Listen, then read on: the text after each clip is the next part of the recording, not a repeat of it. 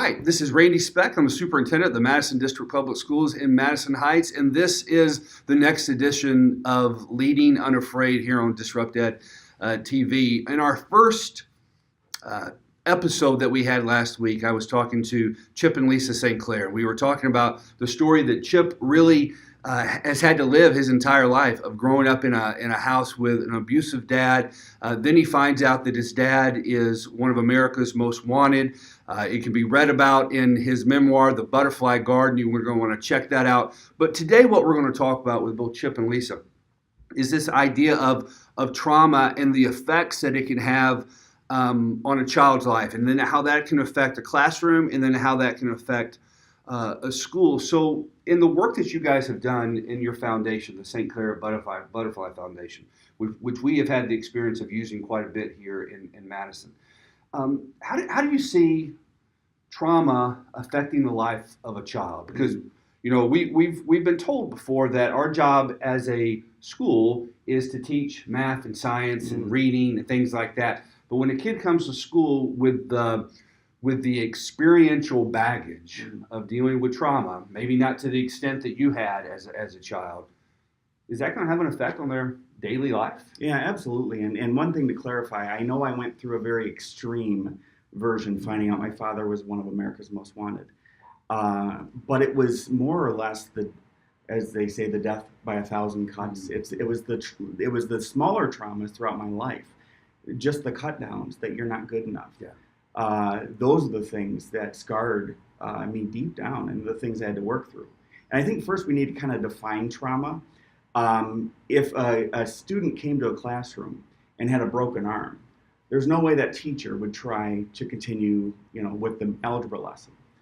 They would try to get them help right away for that broken arm, because with the pain and the possibility of infection and all these other things happening, there's just no possible way to try to teach during a circumstance like that. Well, trauma we have to see as just as bad of an injury as a broken arm, because when something's broken inside, someone who's suffering with that can't hear anything else, can't focus. Yeah. So all traumas, whether it's a splinter in your finger, to a heart attack or a serious brain injury, can kill you. Yeah. And if a splinter isn't removed and the infection isn't curbed early enough, it could become deadly. Yeah. So you think about a child going through feelings that they don't understand, being told that they're worthless, maybe the death of someone that they love, their mother or their father or their aunt or their grandmother, and they don't process that properly.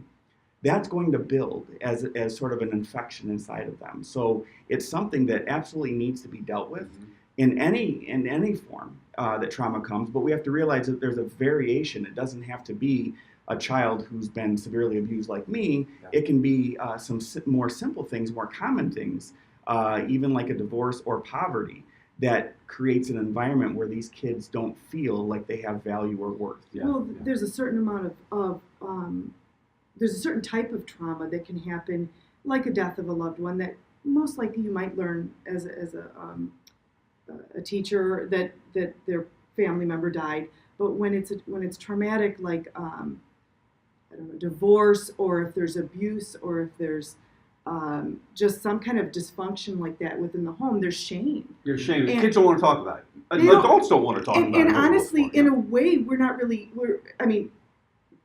children are, in a sense, forced to lie or withhold this, because it is about protecting the family unit, and so then it festers. It's like it does. It's like hiding a wound.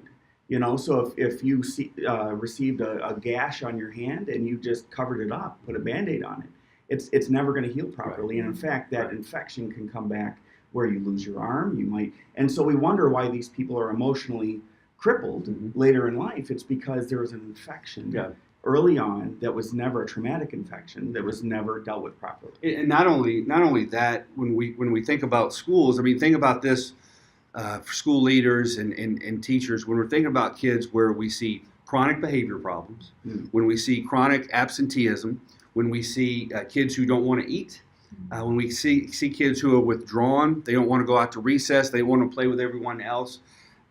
These are hallmark systems. These are hallmark symptoms, and it's never because a kid is bad. There aren't bad kids in our system, but it's easier for us in schools sometimes to say, you know what, it's a bad kid, we're going to send them home. Yeah. Mom and Dad, come pick them up. It's going to send them up, but it's bigger than that. Yeah, time and time again, it's like working hands-on with the kids.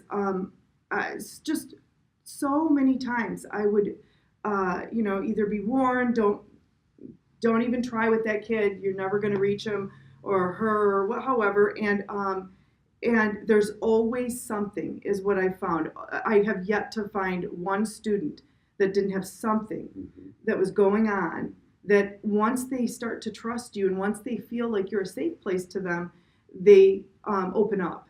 They open up, and then the learning can begin. Yeah. That's one of the most important things, I think, for educators and the community as a whole to understand, is that oppositional defiance disorder, behavioral problems, acting out in class, disassociating, being disruptive, and like you said, not engaging in studies. All these things are signs of a trauma that's going on, and if you can get to the root of that, you can heal the infection and allow real classroom learning and real appropriate classroom behavior to begin. Yeah, I think that, again, for those of us who are in school leadership positions, for me growing up in the 1980s, the toughest decision that I had to make every day was whether I was going to tight roll my jeans to the right or to the left. I mean, Lisa, we talked about it in episode 1. I mean, it was, my decision-making process was around what I was going to wear. But as I have grown, hopefully in school leadership and with education, I am drawn to the environments, again, whether it's an affluent school district or one that is high poverty, that these kids are in need of people who love them and care for them and want to have a safe place. You and I have recently looked at some statistics that talk about, in this country, we spend billions of dollars for cancer research, and we should. We spend billions of dollars for research and to find the right kind of drugs to help people who with HIV and AIDS, and we should. And there's all kinds of medical research that is out there that we should be doing. But when we don't look at the mental health aspects of how to treat and heal trauma, it is actually costing us billions of dollars in lack of productivity, because when we talk about, again, a third grader who then becomes a 10th grader, who then becomes a young adult, and who becomes someone in their 30s and 40s who's never dealt with their trauma, that's going to affect their home life, and it's going to affect their workplace. For every child that we throw our hands up at, somebody has to deal with it. That is still society's problem. And that's what's amazing, because these kids will either need mental health treatment. They might be in the juvenile justice system. They might be in the criminal justice system. They might do all sorts of things that are costing taxpayers money. So in 2015, the CDC did a study. The U.S. spent $20 billion that year for AIDS treatments, as you said, in HIV. They spent apparently somewhere around $100 billion for treating and researching cures for cancer, and $124 billion, more than both of those combined, in 1 year, for the after effects of not treating the trauma properly. All the costs associated with everything that can possibly go wrong after that happens. So it's time for us to wake up and realize we have to solve this problem. This is an epidemic. It's an epidemic. I think as we wrap it up here, I think that we have a moral obligation as school leaders and those who have made a commitment, whether it's our calling in life or this is our mission right now in life, that we're going to be working with students, we're going to be working with families, we're going to be trying to do something different. And here, folks who are watching this on DisruptED TV, one of the reasons that you're here, one of the reasons that you're part of this community, is that you want to do something that disrupts the system. Well, this is one of those things. We can absolutely realize and connect the dots that if we're having problems teaching kids how to read and be engaged in math and science, there may be something behind the reasons that they're not wanting to be engaged. And I think we can do a better job. We've got to disrupt the system when it comes to that. We've got to look at mental health and how that really ties in to everything from early literacy to engagement in academic subjects to the desire to be a part of extracurricular, to poverty, to hunger. We can put a whiteboard and connect a lot of different subjects and a lot of different dots. And that's one of the things we're going to do here on Leading Unafraid. Chip and Lisa, I am so glad that you guys were a part of our first couple of episodes. I hope you'll come back. I think there's a lot more that we have to discuss about this. And there are a lot of things that we can be doing and putting into practice into your schools and your school districts immediately. Have a great day. Bye-bye.